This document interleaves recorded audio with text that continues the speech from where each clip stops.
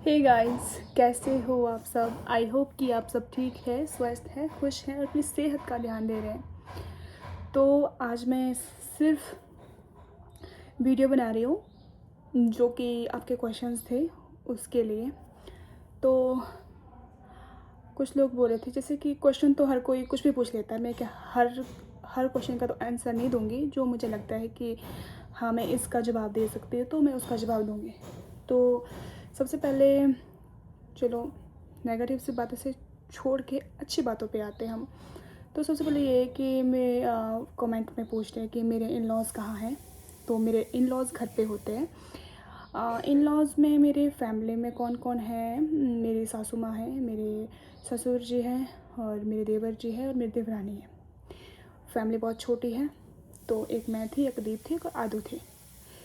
तो मेरी देवरानी देवर जी सेपरेट रहते हैं, उसी घर में रहते हैं, मतलब अलग से रहते हैं, अपना सब कुछ अलग से खुद करते हैं। तो मेरे ससुर और मेरी सासू माँ वो अलग से रहते हैं, वो अपना खुद करते हैं, मतलब अपना सब करते हैं। तो शुरू से लेकर ऐसा ही है। तो मेरे इन लॉज़ यहाँ क्यों नहीं आते, शुरू से लेकर ऐसे आपके क्वेश्चन थे तो कुछ और मैसेज में भी था। तो ये है कि हाय यादव, आ जाओ, आज मैं आपको अपने बच्चे से मिलवाती हूँ। हेलो, नमस्ते करो।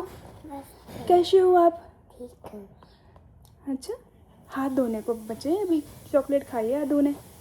तो यहाँ बोलना हमारे चैनल को क्या कीजिए, सब्सक्राइब। जोर से बोल बच्चे। सब्सक्राइब। ठीक है, चलो जाओ हाथ धो लो पहले, ठीक है। ठीक है। तो इसने चॉकलेट खाई थी। तो इन लॉज में मैंने बताया कि मेरे ससुराल में कौन कौन है। तो क्यों है, क्यों मतलब कि क्यों है ऐसा कि वो यहाँ आते नहीं, मतलब शुरू से लेकर जब से मैं कुल्लू में हूँ। तो एक बार पापा बीच में आए थे, मेरे ससुर। तो ऐसा है कि हमारी फैमिली छोटी है, तो फिर बाहर जैसे सेपरेट रक्षा देवर जी भी सेपरेट रहते हैं, तो मम्मी और पापा भी सेपरेट रहते हैं। तो फिर वो अपना काम देखते हैं, रक्षा और देवर जी अपना काम देखते हैं। तो इस दौरान उन्हें टाइम नहीं मिलता है यहाँ आने का। और सबसे बड़ी बात बोलूँ मैं तो कि जब तक आपके, मैंने हर वीडियो में ये बोला, जब तक आपके ससुराल में आप शादी क्यों करते हो और किससे करते हो, ये सबसे पहले ये पता होना चाहिए कि आप उस घर में शादी एक पर्सन से करते हो जो आपके हस्बैंड होता है, ठीक है। मम्मा हाथ धो लिए। अब आप थोड़ी देर परे जाओ, मैं कुछ बात कर रही हूँ, ठीक है। ठीक है, मैं खेलने जाऊँ। बाहर खेलो, ठीक है, आस्ते आस्ते खेलना, आवाज़ आती है यहाँ वीडियो तक, ओके। मैं दीदी के साथ खेलना है। दीदी नहीं, दीदी अभी आएगी, ठीक है। फिर अंकल अंकल आंटी से पर पता नहीं दरवाज़ा खुला, थोड़ी देर रुको ना, मैं वीडियो बनाती हूँ, फिर आपसे मिलती हूँ, ओके। जाओ। मैं सारा अंकल अभी नहीं, अभी ऊपर कुंडी लगी है, रुको अभी कमेंट। तो ये बीच में आ रहा है, सॉरी आपको डिस्टर्बेंस लग रही है। तो सबसे पहले ये बात है कि मेरी वीडियो कोई भी एडिट नहीं है, मैं जो भी बोलती हूँ वो मैं सीधा डाल देती हूँ। कि जब हम शादी करते हैं ना उस घर में, तो उस घर में जो पति होता है वही आपका सब कुछ होता है, ठीक है।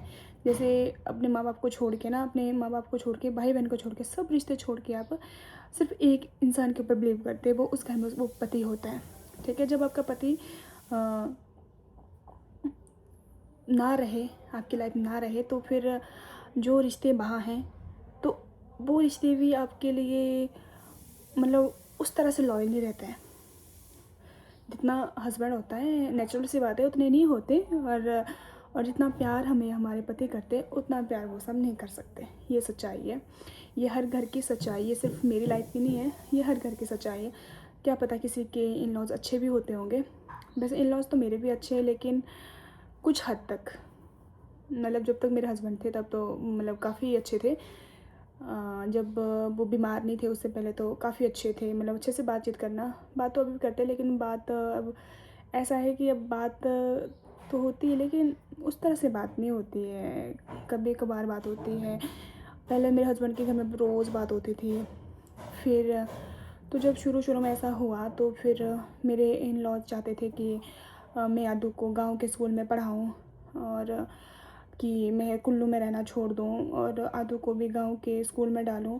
तो उन्होंने मुझे ये बोला था कि आप देख लो, मतलब कि हम कुछ नहीं कर सकते, मतलब जो भी है आप, अगर आपको लगता है कि मतलब समझ सकते हैं आपकी। मैंने उस टाइम कुछ नहीं सोचा, मुझे इतना था मेरे माइंड में, इतना था, ऐसा नहीं कि मेरे पास काफ़ी बैंक बैलेंस था, ऐसा कुछ भी नहीं था। मुझे थोड़े पूरे पूरे पैसे आते थे, वो जो कि फेसबुक से आते थे।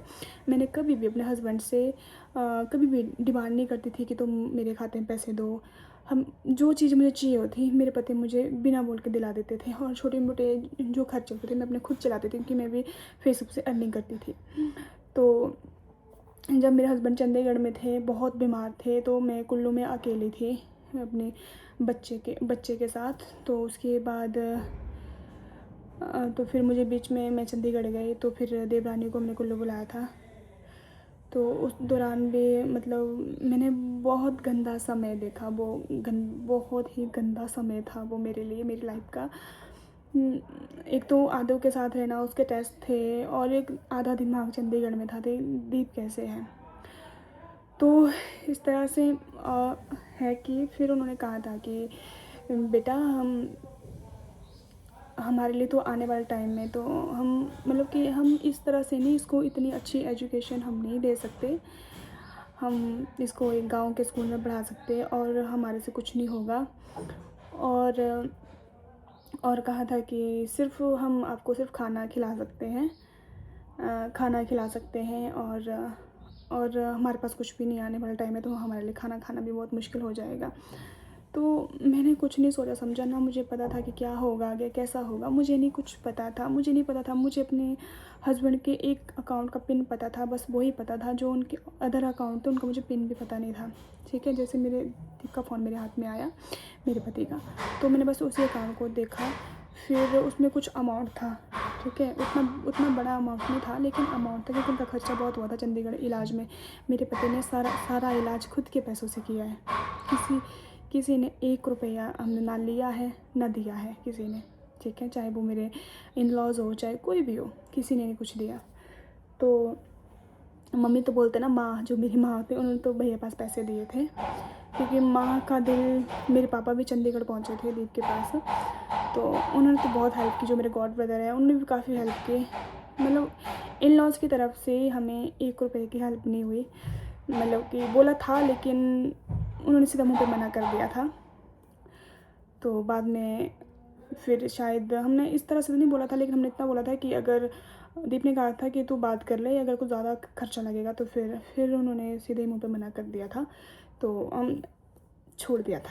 ठीक है, मुझे नहीं पता था। फिर मेरी फैमिली ने बोला था दीप को, कि मेरे माँ बाप ने, कि आप अपना ध्यान रखो, मेरे गॉड ब्रदर अपना ध्यान रखो, जो भी खर्चा होगा हम देख लेंगे, जैसा भी होगा, अगर एक्स्ट्रा पैसा लगेंगे हमने जुगाड़ कर लिया। मेरे भाई ने भी यही बोला, जो मेरे भाई था, उन्होंने भी दीप को यही बोला था कि आप सिर्फ अपना ध्यान रखो। तो वैसे मेरे ससुर ने हमें ये कहा था कि रूम से, कुल्लू से रूम उठाना पड़ेगा, ऐसा करना पड़ेगा। आप बिलीव नहीं करोगे, मेरे खाते में बिल्कुल बहुत कम पैसे थे, क्योंकि जब दीप चंडीगढ़ में थे तो फिर मैं यहाँ पे थी कुल्लू में। तो मैंने, जो बोलते ना बाज़ार में ना हर चीज़ पैसों से मिलती है। आप एक दिन भी अगर बाज़ार में रह रहे हैं ना, तो बिना पैसों से यहाँ कुछ चलता ही नहीं है। तो उस टाइम मेरे पास थोड़े पैसे थे, तो फिर दीप ने बोला मुझे चंडीगढ़ से कि मैं पैसे भेज रहा हूँ। मैंने बोला कि नहीं, आप पैसे मुझे नहीं भेजोगे, मेरे पास है। तो मैंने कैसे कैसे मैनेज करके मतलब किया, मतलब इतनी दिक्कत भी नहीं आई, लेकिन हो गया जैसे कैसे हो गया। तो फिर उसके बाद मतलब किसी ने, मेरी मम्मी बोलती थी कि पैसे की ज़रूरत है तो हम भेजते हैं। मैंने कहा नहीं, मुझे पैसे की ज़रूरत नहीं है। मतलब इन लॉज़ की तरफ से एक शब्द भी नहीं बोला कि बहू पैसे की ज़रूरत है, जनदीप चंडीगढ़ में है, ऐसा कुछ। उन्होंने तो मेरे पति के लिए भी 1 रुपया नहीं खर्चा, मेरे लिए तो क्या खर्चेंगे। चलो वो बात भी छोड़ो, ठीक है। फिर उसके बाद मैंने कुछ नहीं सोचा समझा, मैंने यही बोला अपने ससुर को कि मैं अपने बच्चे का फ्यूचर ख़राब नहीं कर सकती। जहाँ मेरे बच्चे की बात आती है मैं वहाँ भी बुरी बनूँगी, जहाँ मेरे बच्चे की बात आती है तो मैं वहाँ बुरी बनूँगी। क्योंकि मेरे हस्बैंड भी चाहते थे कि मेरा आदू उसी स्कूल में पढ़े। हमारे जब दीप थे, रूम आए थे चंडीगढ़ से लाया था दीप को, तब दीप कुल्लू में रूम में थे। तो फिर हमारे परमार सर हैं, जो प्रिंसिपल हैं, तो वो दीप से मिलने आए थे। तो फिर उन्होंने ऐसे मजाक में दीप ने बोल दिया, कुछ बात चली थी, तो दीप ने बोला कि ऐसे सरकार तो ऐसे ऐसे करके, तो सर मुझे ना आदू आपके ही स्कूल में पढ़ाना है।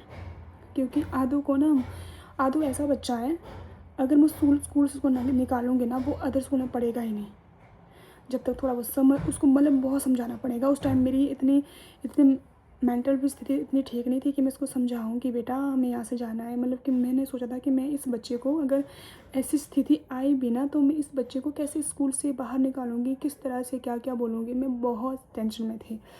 फिर उसके बाद धीरे धीरे करके सब कुछ ठीक हो गया। फिर दीप ने बोला कि मैं यहीं पढ़ाऊँगा, इसी स्कूल में पढ़ाऊँगा। आदू भी बोलता है कि मैंने आदू को पीछे से बोला था कि मैं स्कूल चेंज करूँगी, तो आदू ने बोला कि नहीं मम्मा, मैंने ऐसे ही बोला उसका स्कूल चेंज। उसने बोला कि मैं तो स्कूल ही नहीं जाऊँगा। मम्मा हाँ जी, एक बात बता, हाँ जी। आज ना हमने सीखा कि फ्लावर कैसे उगाते हैं। ओह।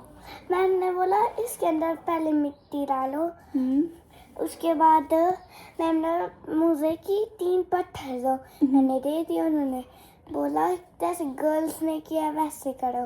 फिर मिट्टी हमने डाली, फिर फोटो खींचना चले गए।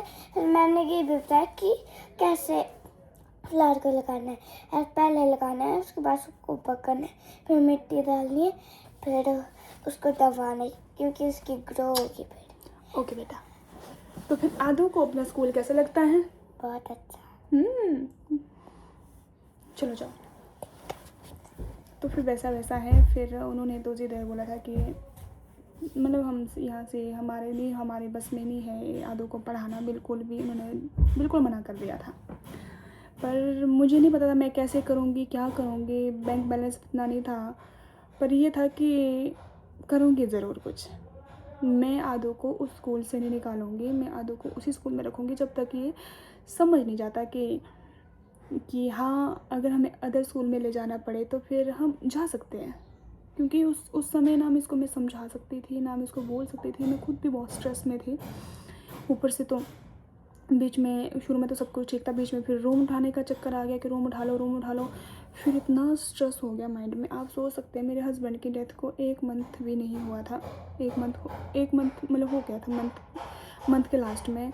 तो हमें बोला गया कि रूम उठा लो। तो इतना स्ट्रेस पड़ गया मेरा माइंड में उस टाइम में ना, मैं पागल ही हो गई थी एकदम से। मतलब कुछ भी, सीधे ही सो जाना, एकदम से चक्कर आना, मतलब बहुत कुछ हो गया था। तो फिर कुछ और, जैसे देवर जी देवरानी है, वो भी अपना काम करने बिजी होते हैं। मेरी देवरानी आई थी शुरू के समय, आपने वीडियो में देखा है। मेरी देवरानी मेरा बहुत साथ दिया है। मैं उसके साथ को इस जन्म में तो क्या, किसी भी जन्म में मतलब कि उधार नहीं कर सकते उसके साथ का। ठीक है, उन्होंने मुझे मेरे नाजुक टाइम पे मेरा बहुत साथ दिया है। तो देवर जी हमेशा बोलते थे भाभी जी मैं आपके साथ हूँ, ऐसा भी टाइम है मैं आपके साथ हूँ। मेरे पास है कुछ भी नहीं, लेकिन मैं आपके साथ हूँ। जितना मेरे से होगा मैं आदू के लिए करूँगा, ठीक है, जैसा होगा मैं आदू के लिए करूँगा। तो रक्षा भी यही बोलती थी कि दीदी जितना होगा ना हम आदू के लिए करेंगे, जैसा भी होगा, लेकिन हम आपके साथ हैं। शुरू से लेकर उन्होंने मुझे, रक्षा ने शुरू से लेकर मुझे बहुत बड़ा सहारा दिया। मतलब उसने मुझे हर तरफ से टूटने से बचाया है। हम आपस में लड़ते भी बहुत ज़्यादा है, मतलब झगड़ते भी बहुत ज़्यादा है। मतलब कि एकदम जैसे बहनों में लड़ाई होती है ना, वैसे सेम उससे होती है। तो फिर जो मेरी सबसे छोटी बहन है सपना, वो तो मेरी ज़िंदगी में एक माँ के रूप में आई है। सबसे छोटी बहन है मेरी सपना, लेकिन उसने मुझे कभी भी जब ऐसा हुआ तो एक माँ की सहारे की तरह मेरे साथ खड़ी थी। आई एम सॉरी, बीच में मुझे पॉज करना पड़ा थोड़ा सा। तो वो बिल्कुल जैसे माँ होती है ना, है मेरी बहन जो सपना सबसे छोटी है हमारे घर में, लेकिन उसके पास इतनी समझ है बहुत ज़्यादा। मेरे लिए मेरी माँ से कम नहीं थी उस टाइम वो, जब मेरे साथ थी। या फिर हमेशा, या कोई भी काम बाहर का हो, या फिर किचन के सामान का हो, या आदू की स्टडी का हो, या फिर आदू के फ्रूट्स का हो, मतलब कुछ भी चीज़ें वो एकदम से खुद ही लाती थी। रक्षा भी वैसी है, वो खुद ही लाती थी। वो पूछती नहीं थी कि दीदी ये ख़त्म है, ये उसने मुझे कभी नहीं बोला कि ये ख़त्म। उसने उस टाइम, मैं इतना स्टेबल नहीं थी कि इतना मेंटलिटी प्रिपेयर नहीं थी कि मैं ये सामान देखूँ। वो खुद ही, मतलब जो भी मैं बोलती थी ये सामान ख़त्म था, आदू का फ्रूट्स हो, आदू के लंच बॉक्स में सब्जी डालने को, या फिर कुछ भी, वो एकदम से लाती थी। मतलब कभी उसने मुझे, शुरू के टाइम उन्होंने मुझे बिल्कुल भी बर्डन नहीं दिया। फिर बाद में फिर खुद समझने लगी। फिर उनके साथ में थोड़ा मतलब कभी भी रक्षा ने, मेरी सिस्टर ने कभी मुझे कभी मतलब उस टाइम होता ना कि दीप की कोई ऐसा इंसान होता है कि बाबा उनकी बातें कर, उनकी बातें, उन्होंने कभी नहीं वो बातें की। उन्होंने मुझे हमेशा उस दुख से बाहर निकालने की कोशिश की। तो फिर कभी भी रक्षा बहुत बोलती है कि अच्छे से रहो, खुश रहो दीदी, कुछ नहीं होता, ऐसे रहो वैसे रहो। उस टाइम उन्होंने मुझे, मेरे नाजुक टाइम में मुझे बहुत संभाला। आज मैं थोड़ी पूरी ठीक हूँ तो उनकी बदौलत हूँ। बोलते ना, जब जिसने किया जो है तो उनके बारे में बोलना भी चाहिए। और बाकी शायद कुछ हद तक मेरे इन लॉज भी सही थे अपनी जगह कि वो मेरे लिए, मेरे बच्चे के लिए स्टैंड नहीं ले सकते थे। शायद उनकी अपनी भी मजबूरियाँ हैं, मैं उनको गलत नहीं बोल रही हूँ, उनकी शायद अपनी मजबूरियाँ होगी। उन्होंने भी अपना बच्चा खोया है और मैंने अपनी पूरी ज़िंदगी खोई है। तो मुझे नहीं लगता है कि शायद वो गलत थे, वो भी अपनी जगह सही होते हैं, सही थे, सही होते होंगे। शायद हर इंसान अपनी जगह सही होता होगा, क्योंकि बोलते हैं ना, जो इंसान बोलता है या करता है शायद वो कुछ सोच समझ के ही करता होगा। बस यही बात है। अगर आप कुछ और पूछना है, अगर कुछ और जानना है तो मैंने शुरू में बताया कि जिन जिन कमेंट का मुझे लगा कि मुझे बताना चाहिए मैं वो बताऊँगी। ज़्यादा मुझसे एक्सपेक्ट मत करना कि ऐसा मैं आपको हर चीज़ बताऊँगी, लेकिन जो मुझे लगे कि बतानी चाहिए। तो गाइस बाय बाय, अपना ध्यान रखें, खुश रहें और मेरे याद करके मेरे यूट्यूब चैनल को सब्सक्राइब कीजिए और ज़्यादा से ज़्यादा मेरी वीडियो देखिए। और शायद मेरी वीडियो कोई शेयर भी नहीं करता होगा, वीडियो को शेयर कीजिए ज़्यादा से ज़्यादा। तो गाइस बाय बाय, अब मिलते हैं आपसे। लव स्टोरी के बारे में पार्ट में आपको बताऊंगी मैं उसके बाद, ठीक है। फिर वो मैं डालूँगी मंडे को, मंडे तक वेट करना। तो गाइस बाय बाय।